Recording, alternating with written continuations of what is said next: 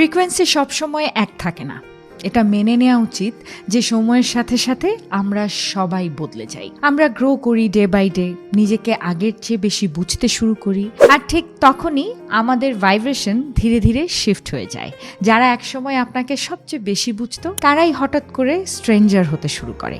আগে যেসব কথা সহজে বলা যেত এখন সেগুলোই অকওয়ার্ড লাগে। ছোট ছোট মিসআন্ডারস্ট্যান্ডিং তৈরি হয়, একসাথে থাকলেও মনে হয় দূরত্ব তৈরি হয়ে গেছে।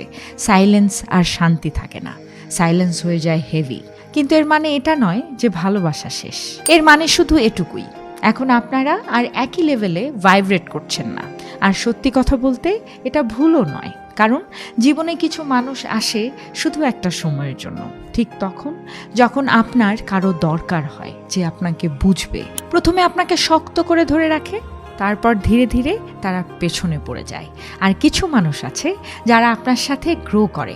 আপনি বদলে গেলে তারাও বদলায়, আপনি বড় হলে তারাও আপনার সাথে বড় হয়। আপনার ফ্রিকোয়েন্সি শিফট হলে তাদেরটাও শিফট হয়। আর এমন মানুষরাই আপনার আসল আপনজন। তাই কেউ যদি একসময় পেছনে পড়ে যায়, নিজেকে ব্লেম না করে সিচুয়েশন বোঝার চেষ্টা করুন। আপনি ভুল করেননি, আপনি শুধু গ্রো করেছেন। আর যারা সত্যি আপনার, তারা আপনার নতুন ফ্রিকোয়েন্সিতেও আপনাকে খুঁজে নেবে। কারণ রিয়েল কানেকশন কখনো ডিস্টেন্সের অজুহাত দিয়ে শেষ হয় না। রিয়েল কানেকশন গ্রো করে, এভলভ করে।